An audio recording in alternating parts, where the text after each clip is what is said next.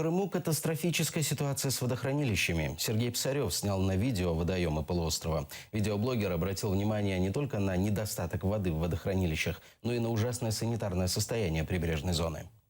Изобильнинское водохранилище, которое находится за моей спиной, оно снабжает такие города, как Калушта и, я думаю, так окрестности. Изобильнинское водохранилище, как мы видим по метке на дамбе, наполнено, я так понимаю, наполовину. Аянское водохранилище встречает нас, конечно, не совсем гостеприимно. Здесь, видимо, постоянно такой ветер, стоять тут и говорить практически невозможно. Но все равно видно, что водохранилище практически пустое. Вот мы стоим на обрыве. Вода доходила практически до самого края вот этого вот обрыва, на котором я стою. Также видно по дамбе, что в водохранилище воды было, конечно, гораздо больше в былое время.